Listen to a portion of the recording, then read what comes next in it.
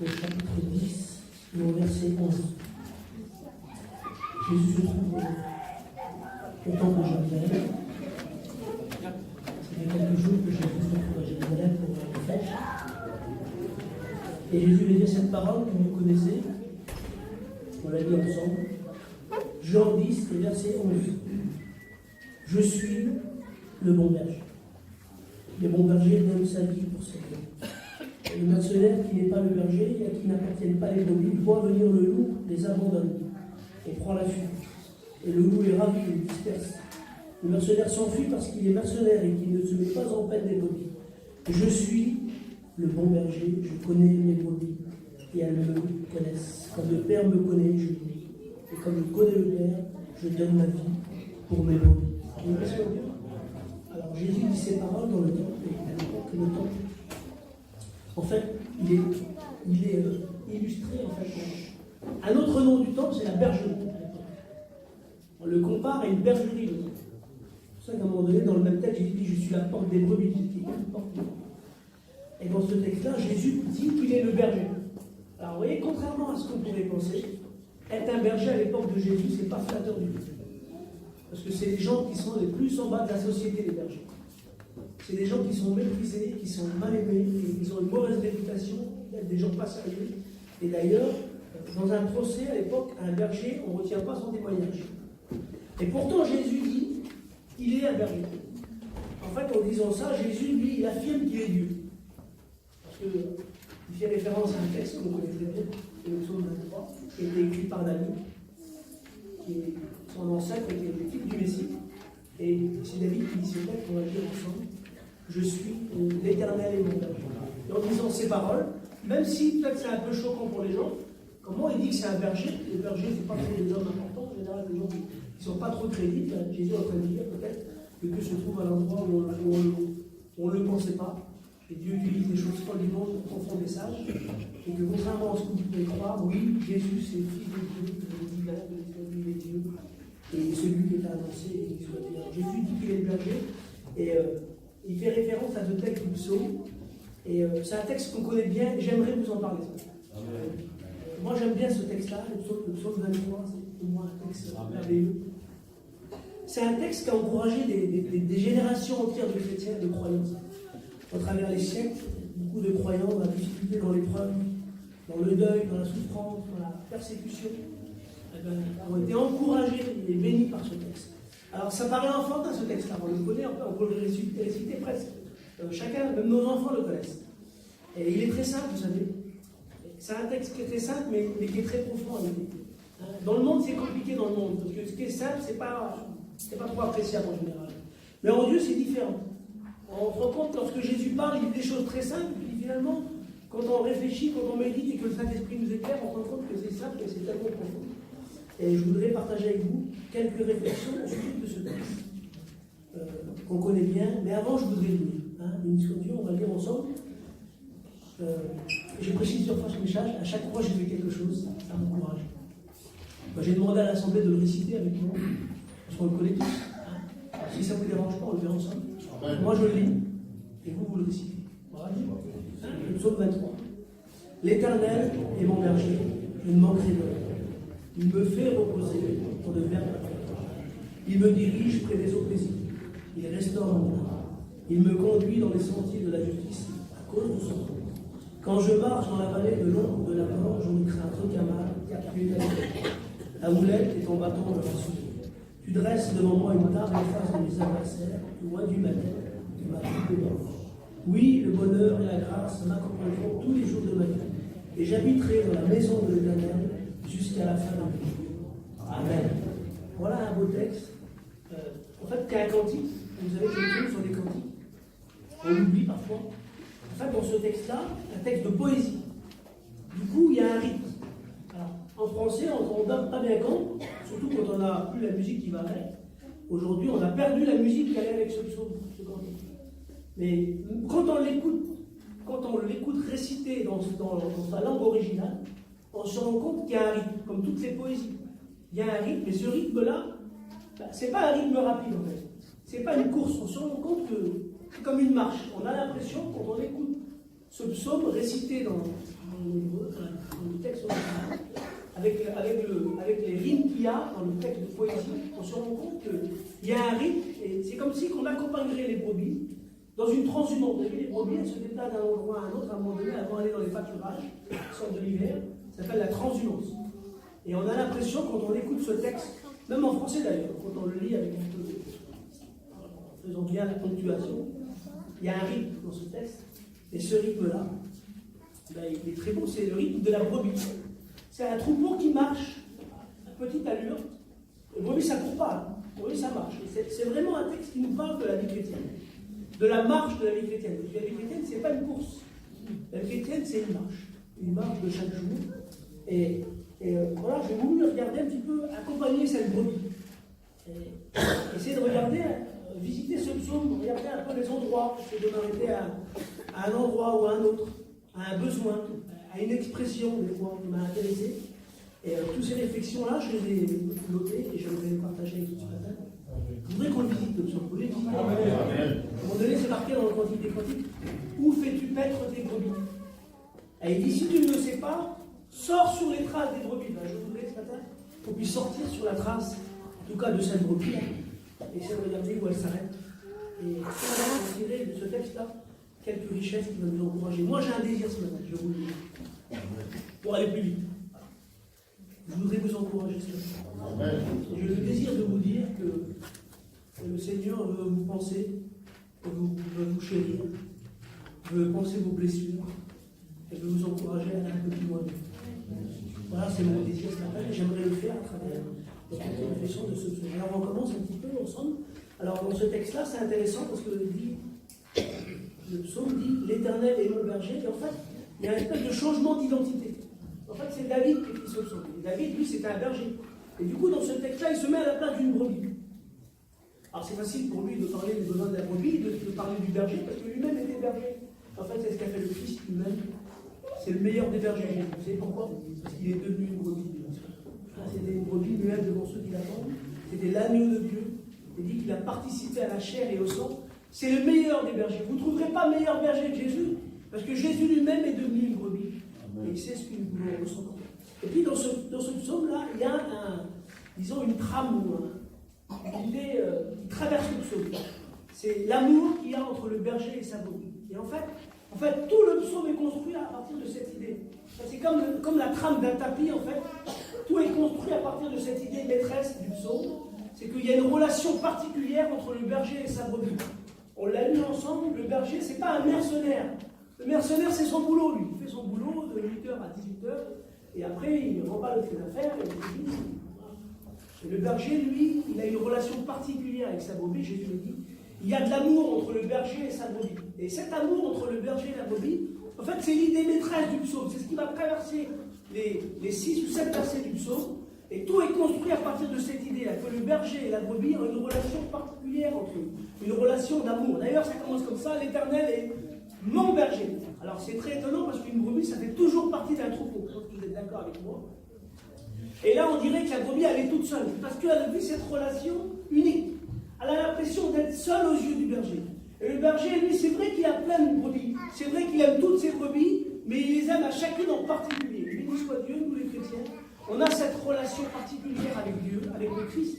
C'est notre berger à nous en particulier. C'est vrai que c'est le berger de toute l'Église, mais c'est notre berger à nous en particulier. On a cette relation particulière avec lui. Il y a un texte que j'aime bien, c'est dans le livre de l'Exode.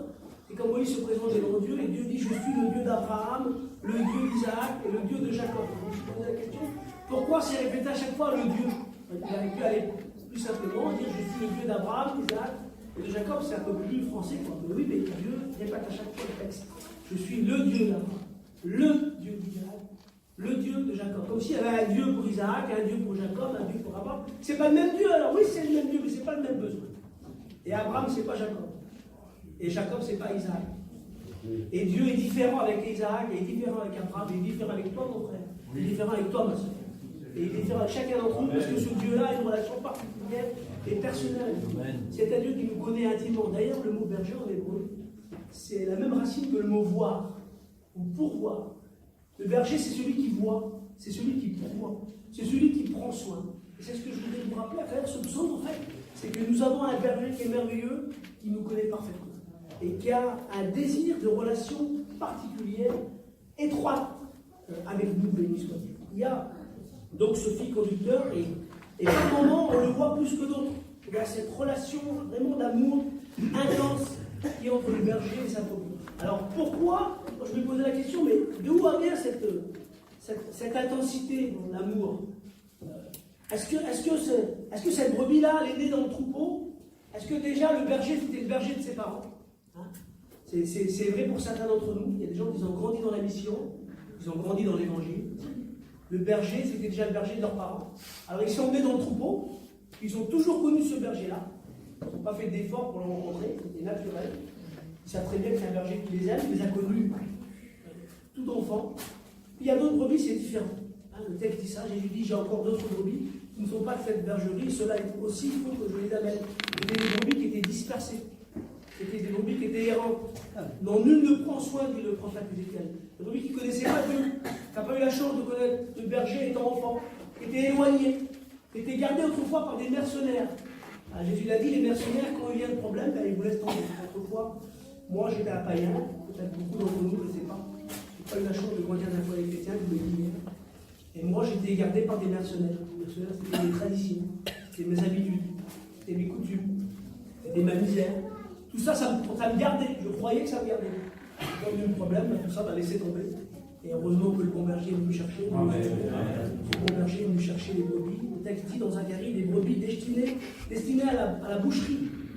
Des brebis les plus misérables du troupeau. Hein, dans l'île d'Amos, il est parlé que le berger va arracher de la gueule du lion 2 pattes ou un bout d'oreille. C'est-à-dire des brebis qui étaient pris par l'ennemi, tellement pris que le berger, pour aller les chercher, c'était compliqué. Il y a des brebis qui sont sorties de la gueule du lion, mais avec des séquelles, avec des cicatrices, avec des... Voilà, il manque des bouts, je m'excuse du bout. Mais le berger, lui, ces brebis-là, il ne les abandonne pas, il va les chercher aussi. Tous celles qui sont dehors, là, qui sont prises par l'ennemi, c'est la mission que nous avons, nous les chrétiens. C'est de dire, il y a un berger qui vous cherche. Et il y a un berger qui veut vous arracher de la gueule du lion. Et même si personne n'y croit, même si même toi tu n'y crois pas, même si tu dis, je suis trop pris par le diable, je suis trop dans ses griffes, dans ses dents, et même si le Seigneur me tire de là, ça travaillera des séquelles, oui, mais le berger, lui, quand même, il vient te chercher. Amen. Et ces brebis-là, lui, il les restaure.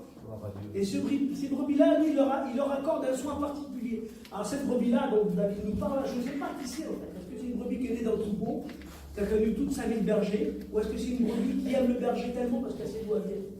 Qu'autrefois elle était dans la misère, dans le péché, dans la souffrance, dans les cris du lion, puis qu'elle a vu ce berger se sacrifier, donner sa vie pour aller l'arracher de la gueule du lion d'ennemi, et puis la restaurer et la bénir. Je ne sais pas comment est née cette relation. En tout cas, il y a une relation qui est vraiment particulière, et on va le voir ensemble dans ce psaume. C'est Jésus qui dit ça. Quand le prophète Ézéchiel lui dit ça, j'aurai moi-même soin de mes brebis, je les recueillerai de tous les lieux où elles ont été dispersées, au jour des nuages et de l'obscurité. On était autrefois des gens qui étaient dispersés, et Dieu nous a rassemblés. Jésus dit qu'il y aura un seul berger et un seul troupeau. Et le Seigneur a composé de tout ça, de gens qui ont connu l'évangile toute leur vie, et d'autres qui viennent au fur et à mesure, et certains qui sont venus, merci Seigneur, dans des bonnes circonstances, et puis d'autres qui étaient un petit peu plus compliqués, mais le berger avec plein d'amour a été les chercher. Et il sait que ces brebis-là, elles ont besoin peut-être un peu plus d'attention, d'un peu plus de compréhension, d'un peu plus de patience. Des fois, on est un peu impatient, lui. Quand il y a une nouvelle brebis dans le troupeau, on voudrait qu'elle fait comme nous, comme si elle avait l'habitude d'être dans le troupeau, mais elle vient d'arriver, du coup, il faut de la patience, parce qu'elle n'a pas l'habitude. Et Dieu a de la patience, c'est-à-dire la patience pour ses brebis. Ce texte-là, il nous parle de la faiblesse de la brebis. C'est un texte où la brebis confesse sa faiblesse. Alors vous avez vu, mes frères, mes sœurs, les chrétiens ou les brebis, ce n'est pas des caïds, d'accord avec nous. C'est des animaux qui sont très faibles, les brebis. Hein, les brebis, ce n'est pas trop des caïds.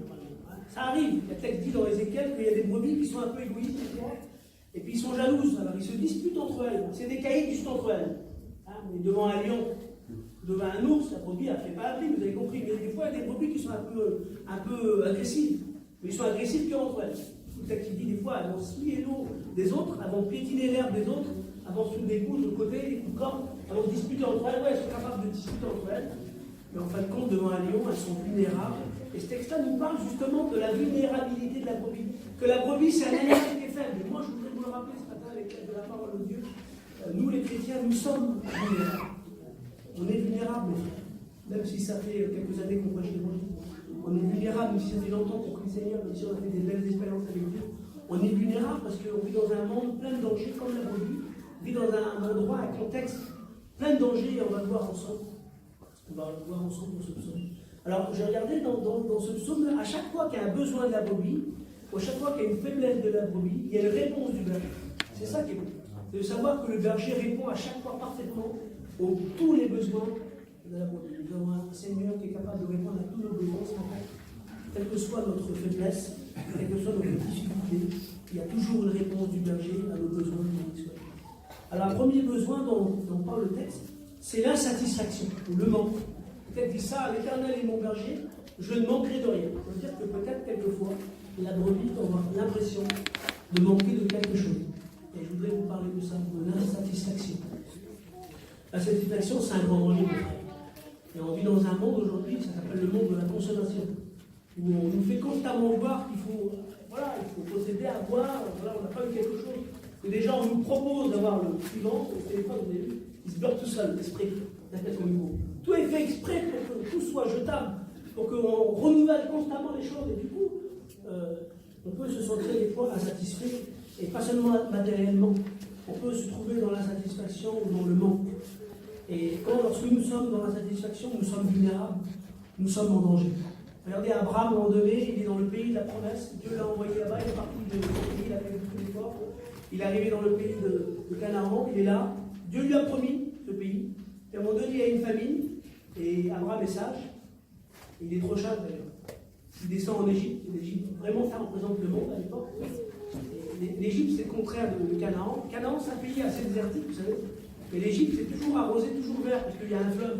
Il y a besoin qu'il pleuve beaucoup, il y a toujours beaucoup d'herbe en Égypte. Du coup, il y a moins de famine qu'ailleurs. Alors la tentation pour Abraham, c'est de descendre, parce qu'il y a un manque, lui. Il a peur de mourir de faim. Dans le pays de la promesse, ça serait possible, mes frères, que des chrétiens aient peur de mourir de faim dans le pays de la promesse? Abraham, ça lui est arrivé. Et lui, tout Abraham qu'il était, à un moment donné, il descend en Égypte, parce qu'il y avait une famine, il a dit, et on connaît son histoire, plus ou moins, quand il va descendre en Égypte, du coup, ça a mal se passer pour son foyer, il va repartir, être un peu chassé par Pharaon, et avec dans ses bagages un cadeau un petit peu empoisonné, on avait parlé l'autre jour, un petit peu, ça s'appelle Agar. Il veut donner un fils qui s'appelle Ismaël, et ça va engendrer plein de conflits. En fait, si on remonte en arrière le fil de cette histoire, pourquoi Ismaël? Parce que Agar. Pourquoi Agar? Parce que l'Égypte. Pourquoi l'Égypte? Parce que la famine. Parce que l'insatisfaction, parce que le manque. Et quelquefois, quand on se sent insatisfait, on a envie d'aller voir ailleurs, aller voir dans le monde, qu'est-ce qui se passe dans le monde. Est-ce que si je rajoute ça, ce ne serait pas mieux? C'est ce qui arrive aux fils des prophètes dans les des rois, vous connaissez cette histoire. C'était les fils des prophètes, c'était des genres d'étudiants, si vous voulez. Et puis à un moment donné, il y en a un qui fait une soupe, et puis il considère que la soupe manque un peu d'épaisseur, voilà, elle était un peu trop claire pour lui. Et il a une mauvaise idée terrible. Il a l'idée d'épaissir un peu la soupe. Du coup, il va sortir dehors, dans les champs, il va ramasser de la vigne sauvage, ça va à peu près. Il veut mettre aussi des coloquins. Des coloquins, c'est du poison. Et du coup, il va risquer de s'empoisonner la vie, mais aussi d'empoisonner tous ceux qui vont manger de son potage. Et vous voyez, mes frères, des fois, quand on n'est pas satisfait en Dieu, quand on n'arrive pas à trouver sa satisfaction dans les choses de Dieu, alors on agrémente notre vie chrétienne de plein de choses, de plein de nouveautés. Moi, je n'ai pas besoin de dire des mots, vous les savez, vous êtes comme moi. On rajoute, on ajoute, on ajoute. On dit si j'aurais ça, si je ferais ça, si j'irais là-bas, et on ajoute, et si on ajoute des choses bien, bon, la vigne sauvage, ça passe un peu, et des fois on ajoute des choses qui sont dangereuses, ça s'appelle du poison, non seulement pour nous, mais aussi pour nos enfants. On se fait une vie chrétienne à notre idée, parce que la vie chrétienne ne nous satisfait pas, alors on dit je vais rajouter ça, et du coup on s'empoisonne, c'est dangereux. Jacob, le fils d'Abraham, a fait pareil que le petit-fils d'Abraham, Jacob, a fait pareil que son grand-père. Lui aussi avait une famille, il est descendu en Égypte. Et à cause qu'il est descendu en Égypte, le peuple d'Israël a été esclave pendant 430 ans. Alors évidemment, quand ils sont arrivés, la Bible dit, bon, vous connaissez l'histoire, par un plan de Dieu, Joseph est envoyé. On peut lire l'histoire de cette façon-là. Par un plan de Dieu, d'ailleurs c'est marqué comme ça. Par un plan de Dieu, Joseph est envoyé en Égypte pour sauver ses frères. D'accord? Alors Pharaon, il vient les chercher, parce que Jacob ne veut pas descendre. Parce que Jacob, il a appris la leçon de son grand-père. Et il ne veut pas descendre, il ne veut pas partir de Canaan. Il faut que c'est Pharaon qu'on voit des chars pour le chercher.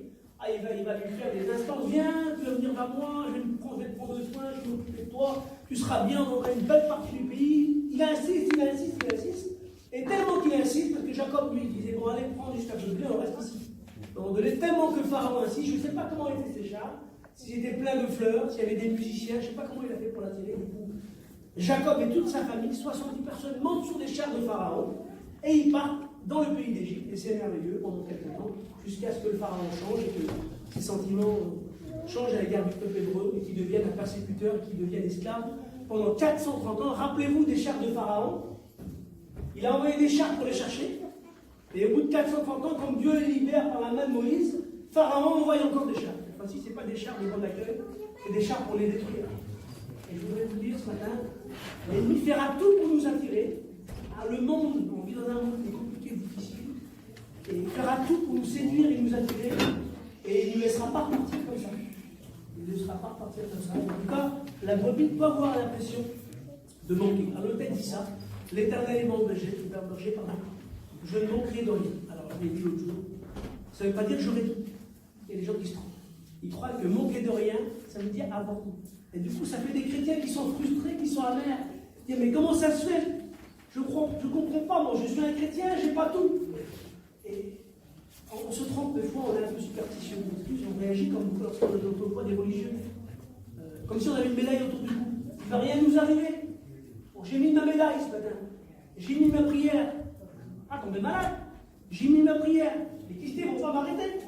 J'ai mis ma... Mais oui, mais si tu roules vite, tu vas t'arrêter quand même. Et puis, les chrétiens, c'est pas un amulette porte-bonheur, en plus. Et il ne dit pas qu'on aura tout. Il dit qu'on manquera de rien. Amen. Elle aimerait bien un manque de rien. Alors, vous savez, on a une image, nous, assez, excusez-moi, assez normande ou assez savoyarde des vertes prairies. Parce que pour nous, les brebis dans les vertes prairies, c'est les beaux champs de la Normandie ou de la Savoie tout vert. Mais dans le contexte où ce texte-là est écrit, c'est pas comme ça. Parce que moi, je suis dans les dates de enfants, il n'y a pas beaucoup de champs verts. Il y a un peu d'herbe. Il y en a assez pour la brebis. Parce que la brebis, elle mange suffisamment dans les petits champs comme ça, qu'il y a un petit peu d'herbe, un petit peu d'herbe à gauche, à droite, ça suffit largement. Les grands champs d'herbe, on en a, il n'y a pas beaucoup. J'en ai jamais vu, peut-être qu'il y en a. Bon, en tout cas, c'est pas là que les brebis pèsent. La plupart des brebis pèsent à un endroit où il y a un petit peu d'herbe par-ci, par-là. Mais ça lui suffit à la brebis. Ça lui suffit. Et béni soit Dieu, la brebis, des fois, peut avoir l'impression d'être insatisfaite. Mais c'est un mensonge. Il faut qu'elle se reprenne. C'est un danger pour elle. Il faut qu'elle dise comme Paul, j'ai appris à me satisfaire de l'état où je me trouve. Et que Dieu nous aide, mes frères, parce que c'est pas facile. Pas facile à apprendre à se satisfaire de l'état où nous nous trouvons. Alors j'en dis pas plus. Je pense que chacun peut mettre des mots sur ce que j'ai dit. Et puis il y a un deuxième besoin qui est exprimé dans ce texte. La brebis, elle peut fatiguer. Mes frères, ça peut arriver d'être fatigué. Vous êtes d'accord avec moi? On l'a dit, le frère a parlé hier de Moïse, le grand Moïse qui a levé les bras pendant que le peuple combattait dans la vallée. Moïse, plus grand qu'il était, à un moment donné, il était fatigué. Ça peut arriver, mes frères, d'être fatigué. Une brebis peut fatiguer. D'ailleurs, il y a un texte dans Genèse qui dit ça, c'est Jacob qui dit à son frère, il dit, mon frère, j'ai des brebis en grand nombre. Et si on forçait la marche, tout le troupeau périrait. On va dire, des brebis, on ne peut pas les forcer. Ils marchent à leur rythme.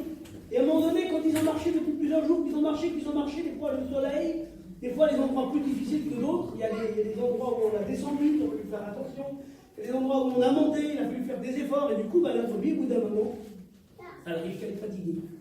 C'est pas une marche forcée, mes frères, la vie chrétienne. La vie chrétienne, il y a de l'allègement dans la vie chrétienne. Et il dit comme ça, je suivrai lentement au pas du troupeau. Et je vais vous dire que notre bon berger, c'est celui qui marche à notre allure. Il ne veut pas nous forcer à avancer ce matin. Il ne va pas, je m'excuse du mot, nous foutre un coup de pied ou un coup de bâton pour qu'on court plus vite. Si on ne peut plus y arriver, si on est fatigué, soyons simples, Seigneur. Disons, Seigneur, je suis fatigué. J'aime bien l'histoire des disciples d'Emmaüs, dans Luc 24, et la Bible dit, Jésus parut vouloir aller plus loin. Il chemine avec eux, à un moment donné, Jésus est ressuscité, il marche avec eux, ils n'ont pas reconnu. Et à un moment donné, il leur parle des Écritures, et ils sont vraiment découragés. Ils sont déçus, il a cru que Jésus aurait renversé les Romains, c'était lui le Messie qui devait venir. Ils sont là, ils sont tristes, ils retournent un peu à leur vie d'avant, et Jésus marche avec eux, et puis il leur parle de l'Écriture, et à un moment donné, il dit, texte, Jésus parut vouloir aller plus loin. Il a fait comme s'il voulait aller plus loin, mais eux, ils ont dit, Seigneur, reste avec nous. Ils ne pouvaient pas y aller plus loin. Moi, je ne sais pas pour vous, il y a des gens qui se forcent. Il ne faut pas se forcer, mes frères, il faut demander l'aide de Jésus. Il faut dire, Seigneur, je ne peux pas y aller. C'est ce qu'ils ont fait, ces hommes-là, à l'époque. Ils ont dit, Seigneur, reste avec nous. Alors Jésus, lui, il n'a pas été tout seul. Parce que Jésus, lui, il ne veut pas y aller tout seul, le bon berger, lui, il veut faire attention à toutes ses brebis. Du coup, si toi, tu dis Seigneur, reste avec moi, mais il ne va pas marcher tout seul. Il va dire, tu veux que je reste avec toi? Je vais rester avec toi. Et du coup, Jésus rentre avec eux dans la maison. Le beau miracle, quand Jésus se révèle à eux, ils auront le pain. Et leur cœur est encouragé, ils vont revenir à Jérusalem, ils vont revenir pour témoigner de la résurrection du Christ. Ben, béni soit Dieu, ça arrive pour les fatigués. Et quand on est fatigué, ben, il faut dire à Dieu. Moi, j'ai appris quelque chose quand j'étais à l'école. J'ai appris, ça m'a marqué, ça m'a servi toute ma vie. J'ai appris que quand on ne sait pas quelque chose, on lève le doigt. On dit, je voudrais comprendre, je comprends. Alors, il y avait des élèves, des fois, qui ne disaient rien du tout. Ils ne disaient rien parce que, je ne sais pas, on avait l'âge peut-être. Alors, ils continuaient de faire comme si ils comprenaient. Mais du coup, la leçon d'après est encore plus perdue. Et la leçon d'après était perdue très très loin d'eux. Ben, mes frères, moi je vous conseille de ne pas aller plus loin, si vous avez d'être fatigué, c'est de lever le doigt. Dire Seigneur, je ne comprends pas. Si vous êtes lueur. Et le bon berger, on l'a dit, il a de l'amour pour sa brebis, du coup il ne va pas la forcer. Et il va prendre le temps et le soin pour s'approcher d'elle et pour la bénir, pour lui donner l'allègement, béni soit Dieu. Il dit, le texte qu'on dit dans l'évangélisation, venez à moi, vous tous qui êtes fatigués, je vous donnerai du repos. Vous croyez que c'est que pour les inconvertis, ça? Si vous n'avez pas d'être fatigué, ce repos-là, il n'est pas pour les inconvertis, il est aussi pour les chrétiens. Il y a du repos dans les choses de Dieu. Le texte dit dans Samuel qu'il y avait des parcs à brebis. C'est-à-dire c'était déjà des endroits qui étaient préparés, d'un endroit plus naturel, il y avait un endroit avec des pierres qu'on avait mis, qu'on avait agencé comme ça. Voilà. Et puis les brebis, comme on sait qu'ils ont marché un certain temps, le berger, il est intelligent. Il dit, mes petites brebis là, il faut que je les repose un peu. Alors il y a un petit peu d'ombre, il y a un petit peu de fraîcheur, il est là. Ils vont se reposer un peu. J'aurais besoin peut-être de profiter du repos du Christ. On a besoin d'entrer dans son repos. C'est pas une marche forcée, c'est pas l'usine. C'est pas l'usine, non, on n'est pas des fonctionnaires d'excuse. C'est de l'amour qui est entre nous. Quand on est fatigué, on a besoin de demander d'aide.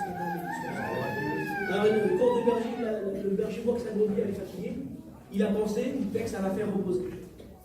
Il l'a fait reposer dans des vagues pâturages. Alors c'est intéressant parce que ici, le mot reposer, ça veut dire s'étendre ou s'allonger. C'est comme si la brebis s'allonge les deux bras dans le dos. Vous voyez, c'est la même idée. S'allonger ou s'étendre dans l'herbe. On sait bien, une brebis, c'est tellement vulnérable qu'en général, elle reste sur ses pattes. Parce qu'elle sait que d'un coup peut venir un danger. C'est très rare, ça arrive. Mais c'est rare qu'une brebis s'allonge complètement dans l'herbe. Si elle s'allonge comme ça veut dire qu'elle est sans crainte. Ça veut dire qu'elle a un repos parfait.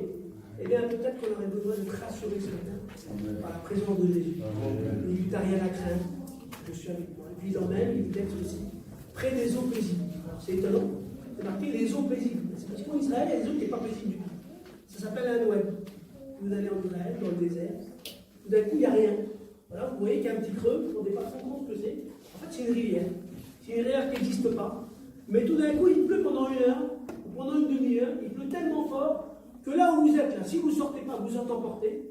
Et la brebis, si elle se trouve là, elle va être blessée par les pierres qui vont venir, parce que le oued, ou le torrent, il est tellement violent qu'il emporte tout sur son passage. Ça, c'est pas du tout des eaux paisibles. C'est pas du tout des eaux rafraîchissantes. Au contraire, la brebis va être blessée par tout ce que le torrent va charrier dans sa course. Les pierres, les bouts de bois, tout ça, ça va blesser la brebis. Et en plus, le pire, c'est qu'il y a plein d'eau, et 5 minutes après, il n'y en a plus. Ça a séché comme juste avant. Ben, c'est pas trop désodé. Ça, c'est ce que le monde peut des fois offrir. Un faux rafraîchissement. Il vous fait plus de mal qu'autre chose. Mais lui, le texte dit, comme ça, le berger, lui, l'emmène près des eaux paisibles. Alors les bergers, qu'est-ce qu'ils faisaient? Quand il y avait le oued qui passait là, vous savez ce qu'ils faisaient pour retenir un peu l'eau? Ils creusaient un trou dans le lit de la rivière. La rivière qui n'existe plus maintenant, on le sait. Ils creusaient un trou, genre de fosse, si vous voulez. Et quand le torrent vient, l'eau s'en va, elle est asséchée partout, mais il y a de l'eau qui reste. Cette eau-là, elle est paisible. Et il n'y a rien dedans pour que la brebis puisse se désaltérer. Le Seigneur a déjà préparé, il connaît déjà les sources, il connaît déjà les endroits qui peuvent nous désaltérer. Et ces endroits-là, mes frères, ben c'est la parole. La parole de Dieu, c'est une eau qui est capable de nous vivifier, qui est capable de nous désaltérer, de nous faire Seigneur. C'est aussi un symbole du Saint-Esprit, celui qui nous vivifie, de nous soigne. Et puis la brebis, elle a un troisième besoin, elle a un besoin de direction. Une brebis, ce n'est pas un animal sauvage, c'est un animal qui ne vit pas tout seul dans la nature, qui a besoin d'être dirigé. Ben, béni soit Dieu, nous avons un Seigneur, un berger, qui connaît déjà le chemin, qui a déjà préparé. Les brebis ne vont pas au hasard. Ils ne se dirigent pas elles-mêmes. Le berger sait déjà où il veut l'emmener.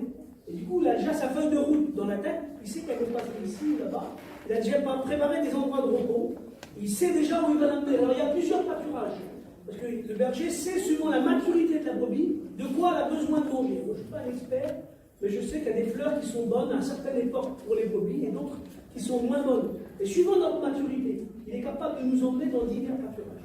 Il faut faire confiance au Seigneur, mes frères, parce que selon notre maturité, le Seigneur nous place dans des pâturages. Il faut le laisser nous placer. Peut-être qu'on voudrait, on aurait l'idée d'aller manger ce que les autres mangent, et il faut laisser le Seigneur nous placer en temps voulu. C'est lui qui nous place comme il veut, dans les pâturages que lui décide. Il y a des pâturages, comme il dit, elle pèse parmi les lys. Alors le mot lys, en hébreu, ça veut dire la joie. Elle pèse dans la joie. Il y a un autre texte dans le cantique qui dit, elle pèse dans les jardins au parterre d'aromates. C'est un symbole d'abondance, une grande abondance. Le Seigneur a déjà préparé des pâturages, et sur ce chemin, il y a des refuges, il y a des plateaux, il y a des sources, il y a tout ça. C'est lui qui nous conduit. Il sait nous conduire comme nous disons, le Seigneur nous donne la direction. Et puis la brebis, peut être décourageuse. Elle peut être avec du salarié que la brebis, tellement qu'elle est fatiguée, elle ne veut plus. Elle décide d'arrêter, ces gens ne peuvent plus la porter. Et puis elle reste là, elle est fatiguée. Alors le texte dit comme ça, le berger restaure son âme. Alors je vais ce que veut dire restaurer en fait. Le mot hébreu, restaurer ici, ça veut dire faire revenir. C'est comme si la brebis elle est partie. Alors c'est vrai qu'elle est toujours là avec son corps, mais son esprit n'est plus là. Elle est partie peut-être ailleurs, dans d'autres pâturages. Elle est partie peut-être avec d'autres brebis, je ne sais pas où elle est partie, mais elle n'est plus là. On dirait qu'elle est là. Mais c'est juste son corps qui est là. Son esprit n'est plus là. Alors le texte dit comme ça, il l'a fait revenir. Et le mot qui est utilisé ici, faire revenir ou restaurer, c'est le même mot que repentance. Et ça me fait vraiment beaucoup penser au Bethléem. Alors c'est sûr que on s'adresse à des chrétiens ce matin. Je ne sais pas s'il y a des rétrogrades. Mais des fois, on dit des fois une parole bizarre, et donc ils sont des rétrogrades qui ignorent. Ils ne savent pas qu'ils sont rétrogrades. Ils sont là dans l'église. Leur corps est là, mais leur esprit est parti. Et le Seigneur voudrait les faire revenir. C'est lui qui fait. Peut-être qu'une fois on est absorbé par les problèmes, par les difficultés, ces mots-là. Elles sont en danger en fait. Elles sont en danger. Dieu, mais le Seigneur, lui, il les fait revenir voir au Seigneur. Et puis la brebis peut être malade ou elle peut être blessée. Alors, il y a un texte dans Ézéchiel qui dit, il inspecte le troupeau, il le passe en revue comme un berger au milieu de ses brebis. Il parle de Dieu. Le Seigneur, lui, comme un bon berger, il passe toutes ses brebis en revue. Et il y a un texte de Jérémie qui dit, il passe sa main sur ceux qui comptent. En fait, c'est une façon de les ausculter. Le berger, il ne les regarde pas seulement, parce qu'on peut voir des choses qu'on ne voit pas. Du coup, le berger, le texte dit dans Jérémie, pour les compter, il se met devant la porte, et il passe la main sur elle, c'est une façon de les ausculter. Peut-être qu'il y a un mal que je n'ai pas vu. Mais tellement qu'il passe sa main ce matin. On a besoin qu'il passe sa main sur nous. Nous, les serviteurs de Dieu, on ne voit pas tout le temps, on se trompe. Mais il y a des mots, il y a des plaies qui sont invisibles, que seul Dieu peut voir. Et seul l'esprit est capable de passer des douleurs profondes, des fois des douleurs anciennes. Seigneur, passe sa main ce matin. Et il regarde où on a mal. Il y a un texte que j'aime bien, c'est dans l'Apocalypse. Au chapitre 1er, il parlait du Christ au milieu de cette église. Et moi, ça m'encourage terrible. Et moi aussi, je suis un pasteur d'église, et je me dis, Seigneur, c'est encourageant de savoir que tu es au milieu des églises. Oui, le Seigneur est au milieu de son église. Il prend soin de son église. Les chandeliers, en fait, dans le temple, il y avait des chandeliers, et tous les jours, le sacrificateur, il venait, il arrangeait les lampes. Il coupait les mèches, il les arrangeait. Ça veut dire, le Christ au milieu des chandeliers, ça veut dire, c'est le Christ qui s'occupe de son église. Lui-même. C'est vrai qu'il a mis la charge sur les serviteurs de Dieu, avec les pasteurs d'église. C'est des bergers auxiliaires, si vous voulez. Mais le grand berger, c'est le Christ. Et c'est lui qui, chaque jour, qui vient dans son église, et qui regarde toutes les petites lumières, là, et qui dit, ah, celle-là, fume un petit peu. Je vais l'éteindre un petit peu. En fait, vous savez, pour arranger le chandelier, et cette lumière-là, il fallait toujours en éteindre une pour l'arranger. En fait, du coup, elle était éteinte, mais c'était pas longtemps. Des fois, c'était quelques instants juste pour un peu l'arranger. Et ensuite, on se servait de l'autre pour l'allumer. En fait, le Seigneur se sert de chacun d'entre nous pour nous bénir les uns les autres. Mais quelquefois, il nous éteint un petit peu. Il nous éteint, c'est-à-dire qu'il ne nous met pas trop dans la lumière. Et c'est pas très grave, c'est pas pour longtemps. C'est juste pour nous arranger un peu. Si on a besoin des fois de nous arranger. Le Seigneur prend soin de sa brebis. Il la pense. Et quand il voit qu'elle a besoin, qu'elle est héritée par des épines, qu'elle s'est fait mal, qu'un parasite est venu sur elle, qu'il l'a rendu malade, alors il a un médicament spécial, c'est une huile. Alors tous les bergers ont leur huile spéciale, je vais écouter sans doute plein de fois prochain là-dessus. Et les bergers, ils ont chacun leur huile, chacun l'agrémente avec des herbes qu'il connaît. Moi, j'ai une meilleure recette que l'autre, moi, je fais ça. Mon père mettait ceci dedans, c'était meilleur. Mais je voudrais vous dire que notre berger à nous, il a la meilleure des huiles. Cette huile-là, c'est le Saint-Esprit. Quand un homme a l'onction de Dieu, alors toutes les irritations, tout ça, ça se passe. Quand il y a l'onction de Dieu dans une église, il n'y a plus toute cette irritation. Tout ça, ça s'en va. Toute cette amertume, tout ça, ça s'en va. C'est elle qui nous soigne, c'est elle qui enlève toutes les irritations, c'est elle qui enlève toutes les blessures. Le texte dit dans Jean, l'onction nous enseigne. Oui, l'onction nous enseigne toutes choses. Béni soit Dieu. Et puis il arrive quelquefois que la brebis, elle a du mal à prendre un certain chemin. Alors, c'est vrai que dans les pâturages, ça ne se passe pas trop mal, mais tout d'un coup, le berger a une idée, il a envie d'emmener sa brebis dans un autre pâturage. Sauf que pour aller de ce pâturage-là à l'autre pâturage qui est meilleur, il faut passer par un chemin qui est un peu compliqué, ça s'appelle le chemin de la justice, ou le sentier de la justice. Alors, le sentier de la justice, c'est un endroit pas trop large, souvent escarpé. La brebis, ça fait un certain temps qu'elle goûte de l'herbe, qu'elle est bien, qu'elle est tranquille, elle n'est pas trop agitée, elle est tranquille. Et tout d'un coup, le berger lui demande de faire un effort. Mais elle ne comprend pas, elle voudrait bien rester là. Mais le berger dit, ça suffit maintenant. Il faut que tu grandisses, il faut que tu ailles dans un autre pâturage, parce que là-bas, j'ai préparé pour toi quelque chose de bon. Mais la brebis, Linda, elle ne comprend pas. Elle voudrait rester là, elle est tranquille, elle est bien. Alors des fois, on a du mal à accepter d'entrer dans le plan de Dieu. On dit, je suis là, je suis bien, Seigneur, moi je suis tranquille. Et le Seigneur dit, non, maintenant, il faut que tu ailles là-bas, j'ai préparé quelque chose pour toi là-bas. Mais sauf que pour y aller là-bas, il faut prendre un chemin. Ça s'appelle le sentier de la justice. On pourrait l'appeler le sentier de l'obéissance à Dieu. Parce que des fois, Dieu nous demande des choses. La justice, c'est laquelle? Vous croyez qu'une brebis, elle a de la justice, mon frère? Vous croyez qu'un chrétien, il a une propre justice? Une justice, c'est la justice de Dieu. C'est dans cette justice-là qu'il faut marcher. Sauf que ce n'est pas un chemin facile. Et vous avez vu hier, on a vu nos frères et nos sœurs, on l'a fait. Avec nos foyers, il y a des endroits qu'on passe ensemble. Il y a des endroits qu'on passe ensemble avec nos foyers, mais il y a des endroits qu'on ne passe pas ensemble, que c'est chacun pour soi, que c'est personnel, que c'est moi, c'est pas ma femme, que c'est moi, c'est pas mon mari, c'est chacun pour soi. Dieu nous demande des fois de l'obéissance, dans une circonstance ou dans une autre. Moi, je ne vais pas mettre de mots, je suis capable de parler. C'est lui qui nous dit, voilà, il faut aller là-bas. C'est des moments où il faut obéir, où il faut accomplir la justice de Dieu.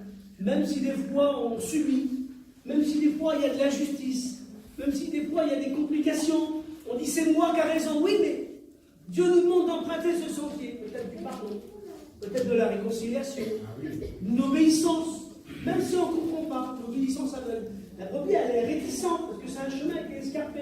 Je l'imagine, parce que vous savez, les brebis, quand ils sont dans les pâturages, ils ont tracé des chemins. À force de marcher, vous avez vu, quand vous marchez dans un endroit où il y a de l'herbe, au bout d'un moment, ça fait un chemin naturel.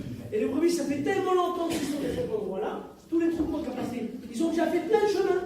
Il y a déjà plein de chemins. Et la brebis, naturellement, comme elle arrive dans un tout chemin, avant d'en prendre un, on va choisir un. C'est des chemins qui sont déjà tout tracés. Mais le chantier de la justice, c'est pas celui-là. Le chantier de la justice, c'est Dieu qui dit non, c'est pas celui-là. Ils ont déjà passé les autres. Oui, mais toi, tu ne passes pas par là. Toi, je veux que tu vas dans ce chemin-là. Mais il n'y a pas de trace. Personne n'est déjà passé par là. Ça va être un chemin difficile. Les chemins que tout le monde a passés, ils ont déjà été balisés. On a déjà enlevé des pierres. Mais celui-là, il est difficile, il est escarpé. Je ne sais pas ce qui m'attend plus loin. Ça va être compliqué. Ne t'inquiète pas. Je veux que tu passes dans ce chemin. C'est le chemin, le sentier de la justice. C'est vraiment pas facile, mais c'est nécessaire et indispensable pour aller d'un pâturage à l'autre. Alors il y a parfois des moments compliqués, difficiles, d'interrogation. Et comme la brebis, elle n'arrive pas, le texte dit, il me conduit. Ah oui, parce que d'elle-même, elle n'y est pas. Le berger, des fois, il est derrière, il lui fait, voilà, ça se passe tout seul, tout se passe bien. Le berger voit qu'elle n'y arrive pas. Il dit, bon, écoute, je veux passer devant. D'accord? C'est moi qui passe devant. Alors laissons-le passer devant ce matin. Nous n'arrivons pas à prendre ce chemin qui n'est pas facile, de l'obéissance. Merci, Seigneur. Moi, je ne mets pas de mots. Je mettrai les mots que vous voudrez, que le Saint-Esprit vous inspirera dans votre cœur. On a besoin d'obéir à un moment donné. Voilà. C'est le moment. Voilà. On sait que Dieu a préparé quelque chose pour nous. Et pour aller là-bas, on le sait, on a conscience de ça. Donc, je vous dis, on a une relation particulière. Et on lui dit, bon, maintenant, tu veux aller là-bas? C'est le moment où tu veux y aller? Voilà, il faut que tu m'obéisses. Il faut que tu prends ce sentier-là. Tu n'as jamais voulu le prendre, maintenant, on peut le prendre. Et comptons sur lui pour nous conduire dans la justice. Le texte dit dans les psaumes, conduis-moi dans ta justice. Aplanis ta voie sous mes pas. Et le texte dit, à cause de son nom. C'est-à-dire, c'est pas pour moi, c'est pour lui. C'est pour son nom à lui que je veux obéir. Béni soit le Seigneur. Alors, j'avance, je vous dis plus tard. Le texte dit que la brebis, elle peut se sentir menacée. Alors on comprend bien pourquoi. Parce qu'en fait, pour vous expliquer, le pâturage, on ne sait pas quand je vous ai dit les grands prés verts, c'est dommage que c'est pas comme ça, mais c'est pas comme ça. C'est assez sec, il y a un peu d'herbe un peu à gauche, à droite, et la brebis, bon, ben on a assez avec ça. Et à un moment donné, un peu plus loin, c'est plus vert. C'est plus vert, plus loin, parce que plus loin en Israël, il y a le jourdain, plus loin, là c'est vert. Et à cause que c'est vert et qu'il y a plein de plantes et qu'il y a plein d'arbres et tout ça, il y a aussi des animaux sauvages qui ne vivent pas dans le désert en réalité, mais qui vivent dans les endroits où il y a le fleuve là. Et ils viennent se fournir un peu, c'est le frigidaire le désert. Ils viennent ceux qui sont trop près là-bas, de l'endroit où il y a le fleuve. En Israël, pour vous expliquer, je ne suis pas trop un expert en géographie, mais en Israël, c'est pas compliqué. Au milieu, il y a une montagne, tout le long d'Israël. Voilà. Au milieu, il y a une montagne, des deux côtés, il y a un peu d'endroits où il y a un peu d'herbe. Je ne sais pas comment on pourrait dire ce mot, ça s'appelle pas de la savane. Il y a un endroit où il y a un peu d'herbe, mais ce n'est pas vraiment des grands prés, mais il y a de l'herbe. Et puis plus bas, c'est vert, parce qu'il y a de l'eau. Et dans l'endroit où c'est vert, il y a des animaux sauvages. Et ces animaux sauvages viennent parfois prendre les brebis qui sont trop près. C'est pour ça qu'il faut faire attention, il ne faut pas descendre trop près, de là où c'est trop vert. Contrairement à ce qu'on pourrait croire, il faut mieux rester où c'est un petit peu sec, où il y a juste un petit peu d'herbe, ça suffit largement. Et dans ces cas-là, la brebis elle est en danger, parce qu'il y a plein d'animaux qui la menacent, et vous le savez bien, la brebis, le texte dit dans Michée, elle peut être prise par un lion. Le lion saute parmi les brebis, les déchire. Parfois c'est un loup, il vient les ravir, le loup il est malin. C'est moins violent qu'un lion, mais c'est aussi destructeur. C'est plus malin. Et alors, le berger fait quelque chose, il la protège. Vous croyez qu'il va laisser sa brebis se faire dévorer par un lion, par un ours? On l'a vu à l'époque de David. Quand il y avait un lion qui avait pris, ou un ours qui avait pris de ses brebis, il ne se satisfait pas d'en avoir 99. Rappelez-vous, Jésus l'a dit, quand le berger, il y a 99 brebis qui sont là, il dit, il m'en manque une, je ne la laisserai pas. Là, je voudrais te le dire, mon frère, ma soeur, il ne te laissera pas, le Seigneur. Amen. Il ira te chercher, même si tu t'égares, même si c'est de ta faute, il ne te fera pas trop proche. Il te fera comprendre que tu t'es trompé, mais il ira te chercher. Et il va chercher cette brebis, le berger, il ne la laisse pas. Il sait qu'elle est vulnérable et qu'elle a plein d'ennemis potentiels. Il fait quelque chose de brebis contre ses ennemis, il dresse une table. Alors, plein d'illustrations, on peut l'interpréter de plein de façons là. Alors, pour vous expliquer, la table à l'époque de David, comme il écrit ça, la table de l'Éternel, c'est le nom de l'autel. L'autel qu'il y avait dans le tabernacle, plus tard qu'il y a eu dans le temple, on l'appelait comme ça la table de Dieu, la table de l'Éternel. Parce que c'est l'endroit de communion de Dieu avec son peuple. Parce que le repas, en fait, en Orient, et même un petit peu chez nous quand même, le repas, c'est un symbole de communion. Et quand on s'approchait de l'autel et qu'on offrait un sacrifice, il y avait l'idée qu'on allait communier avec Dieu. C'est comme si on faisait un repas et qu'on communiait avec Dieu. Ben, la communion avec Dieu, c'est ça le rempart contre notre ennemi.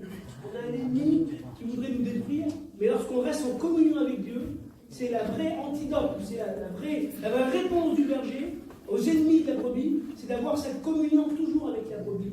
Béni soit le Seigneur. Et puis c'est aussi une idée d'hospitalité orientale. Vous connaissez un petit peu. L'hospitalité orientale, c'est de dire que quand tu invites quelqu'un chez toi, il est sous ta protection, il ne peut rien y arriver. Même s'il aurait tué plein de gens, même s'il aurait fait les pires choses, il est chez toi, c'est ton invité. Du coup, l'honneur veut, chez les orientaux, qu'il est sous ta protection. Personne ne peut toucher. Et on retrouve cette idée dans l'histoire de Lot. Vous avez vu? Quand il loge les gens chez lui, on donnait les hommes de la ville, il leur faire du mal, il dit non, vous ne pouvez pas, c'est impossible. Quoi que vous ayez contre eux, ils sont chez moi, ils sont sous ma protection. On retrouve cette notion aussi avec l'histoire de Méphibosheth avec David. Il a mangé à sa table, se dire il ne peut rien y arriver. Mes frères, nous on mange à la table du roi. Il ne peut rien nous arriver. On est sous sa protection, vous avez compris? On est ses invités. Hein, c'est Jésus qui dit ça dans l'Apocalypse. Il dit je frappe à la porte de son cœur, et s'il m'ouvre, je mangerai chez lui, et il mangera chez moi. Et je l'ai prêché plein de fois à ce moment-là, ça m'a touché un jour. C'est-à-dire, pourquoi tu dis je souffre avec lui et il souffre avec moi? Pourquoi c'est marqué 2 fois comme ça? Pourquoi c'est répété? En fait, je me suis rendu compte, je souffre avec lui, ça veut dire c'est lui qui est venu chez moi. Un jour, je donnais mon cœur à Dieu, et depuis ce jour-là, Jésus, il vit chez moi, et il mange avec moi. Ça veut dire qu'il partage mon intimité, tous les jours avec moi. Et j'ai dit l'autre jour, moi je mange des croissants, il mange des croissants. Quand je suis dans la joie, il est dans la joie. Et comme je suis dans le pleur, il est aussi là. Il est là tous les jours, il partage tout avec moi, le Seigneur. C'est pas un invité qui vient de temps en temps. Quand j'ai un invité, je donne le meilleur. Je mets mes plus belles assiettes, mes plus beaux couverts. Je me peigne, je le fais pour le mieux, je mets une belle nappe. Oui, mais avec mes enfants, je ne me peigne pas, je m'excuse. Avec mes enfants, je ne mets pas le plus beau plat. Avec mes enfants, je mange quelqu'un, mais mes enfants, ils partagent mon intimité, ma communion profonde. Ben, le Christ, c'est ça qui vient avec moi. Il soupe avec moi. Il vit chez moi, le Seigneur. Quand je mange du déjeuner, il mange du déjeuner. Quand je je mange des homards, et bon, voilà. Il est là dans la joie, il est là dans la peine, il est toujours avec moi. Mais le texte il continue, il dit je souffre avec lui et il est avec moi. Ben, pour l'instant il est avec moi, mais un jour c'est moi qui sera chez lui. Pour l'instant je l'ai invité chez moi, le Seigneur je l'ai hébergé chez moi. Alors je l'ai hébergé, je donne ce que je peux, un confort un peu simple, voilà. Je fais ce que je peux. Ma copine est à sa disposition, je ne sais pas, il est avec moi, je donne ce que je peux. Il est chez moi, je l'ai invité chez moi, il souffre avec moi, il est en communion avec moi. Mais un jour, c'est moi qui souffre avec lui, je serai dans le ciel avec lui. Et là, ça sera mieux. Quelle beauté, Seigneur. On a cette communion avec lui. Le berger, lui, il le sait ça. Il sait que cette brebis, elle a besoin d'une communion, d'une protection. C'est ça qui dresse devant son adversaire. La Sainte Seine, c'est un bel exemple aussi de la table qui dresse. Un en Romains 8, c'est marqué ça. Qui accusera les élus de Dieu? C'est Dieu qui justifie. Qui les condamnera? Christ est mort. Bien plus, il est ressuscité, il intercède à la droite de Dieu. C'est une façon de dire, comme l'ennemi vient nous accuser, parce que l'accusateur des frères, c'est l'ennemi, et il dit, t'as fait ça, c'est pas terrible. Oui, c'est vrai, mais Christ a payé. Christ a payé pour moi, par son sang précieux. Et non seulement il a payé, mais il est ressuscité. C'est une preuve que Dieu a accepté son sacrifice. Et en plus, il intercède pour moi. Même sur Dieu, j'ai une table qui me protège de mes ennemis. Alors, je vais aborder, excusez-moi si je suis bavard. Je vais penser aussi à regarder. Ça peut arriver que la brebis elle a du mal à s'alimenter parce qu'elle est trop faible. Ça arrive des fois.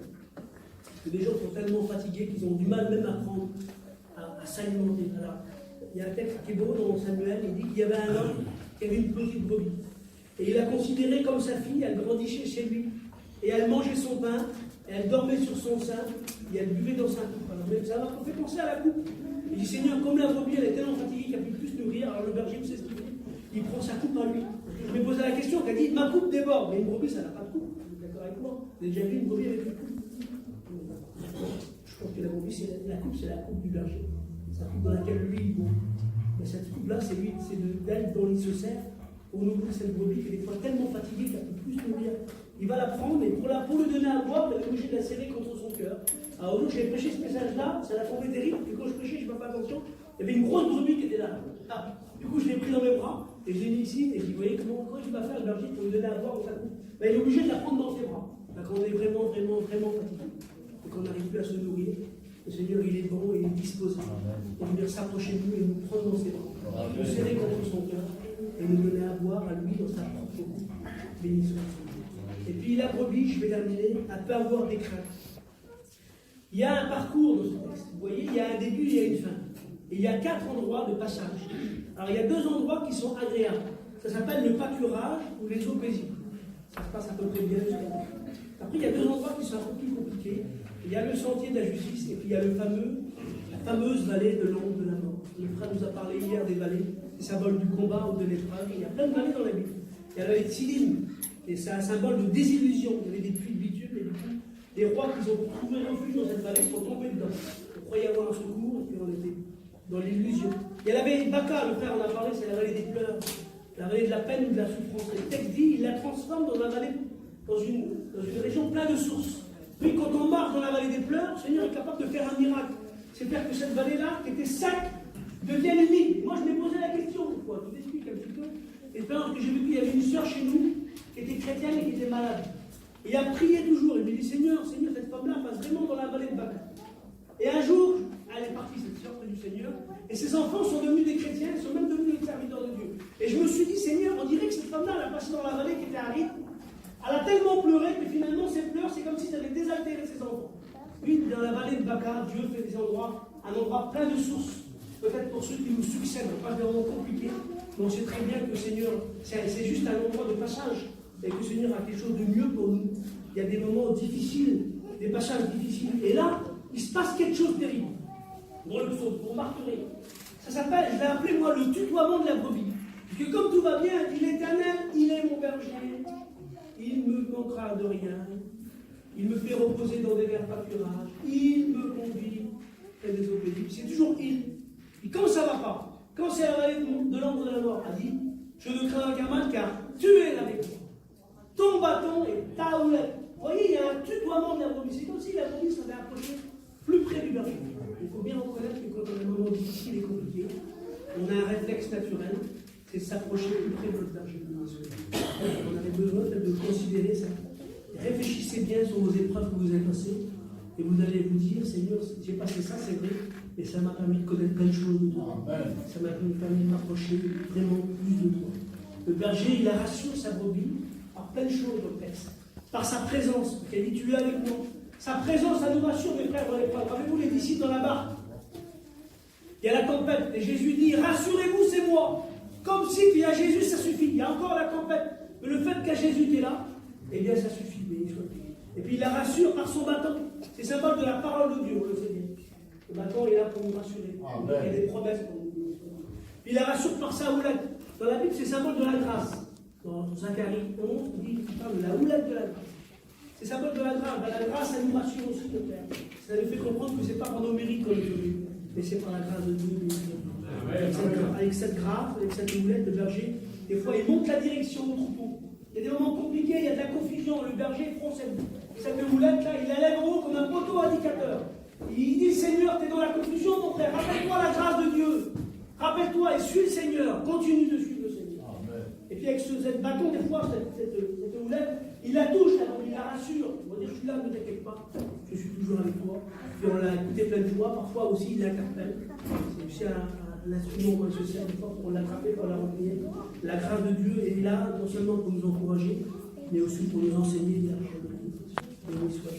Alors je vais terminer, essayer d'avancer, je finis. Il y a la fin du parcours. Il y a un début, il y a une fin. Et un cinquième endroit dans le psaume, c'est la maison de l'Éternel. Alors c'est étonnant, parce qu'une brebis, normalement, ça termine à l'étable. Vous avez bien compris. Une brebis, normalement, ça termine à l'étable. Et on a dit que vous avez plein de communions ensemble, et qu'il y avait vraiment une relation d'amour entre le berger et la brebis. Cette brebis-là, le berger ne peut pas la laisser à l'étable. Il la prend chez lui, dans sa maison à lui. C'est la maison de l'Éternel. Et Jean 10 dit, les brebis entendent ma voix. Et les brebis entendent la voix du bon berger. Il les appelle. Et il les conduit dehors. Et lorsqu'il les fait sortir, il marche devant elles et elles le suivent. Ça me fait penser à l'enlèvement d'église. Bientôt, nous allons nous partir dans la maison de l'Éternel. Vous savez, la maison de l'Éternel, c'était aussi un élan du temps. D'ailleurs, quand Jésus dit, je suis le bon berger, on l'a dit, c'est pas à Jérusalem au temple. Et Jésus, en fait, il fait une allusion au temple ici. La maison de l'Éternel, c'était un des noms du temple. C'était un des noms du temple, c'était vraiment le pâturage. On appelait la prairie, le pâturage. Jésus dit, je suis la porte des brebis. Et à l'époque de Jésus, vous savez, il y avait plein d'hommes qui travaillaient dans l'œuvre de Dieu, même à l'époque du tabernacle. Et en fait, ils étaient tellement nombreux qu'ils ne pouvaient pas venir tous travailler. Du coup, on avait fait des classes, on avait fait comme un calendrier, si vous voulez. Comme on fait avec nos diacres. Chacun avait 2 semaines par an.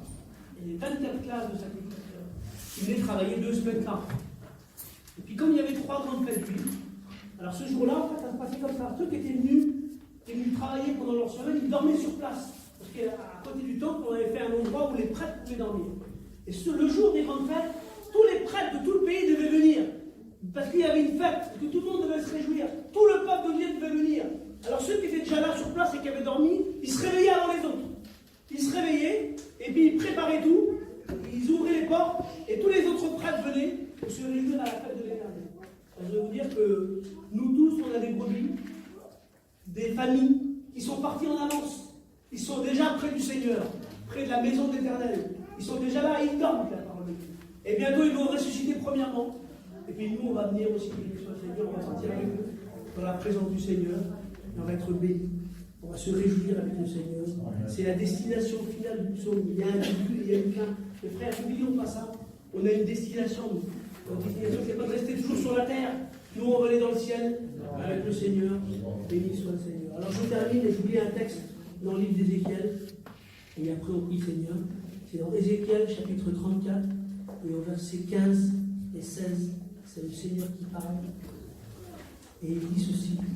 C'est moi qui ferai paître mes brebis. C'est moi qui les ferai reposer, dit le Seigneur. Je les chercherai, je chercherai celles qui étaient perdues. Je ramènerai celles qui étaient égarées. Je penserai celles qui étaient blessées. Je fortifierai celles qui étaient malades. Le Seigneur est le bon berger qui est parmi nous ce matin. Et il veut nous bénir. Il veut nous encourager à continuer le chemin, à emprunter des fois un chemin pas facile, mais toujours pour notre bien. Il nous encourager à lui faire confiance. Il nous encourager à nous approcher plus près de lui. Il nous encourager à croire que bientôt il va venir nous chercher. Et nous serons réunis avec tous ceux qui nous ont précédés. Béni soit le Seigneur. Je voudrais qu'on remercie le Seigneur pour un bon berger comme ça. Amen. Seigneur, merci. Merci parce que tu es le meilleur des bergers.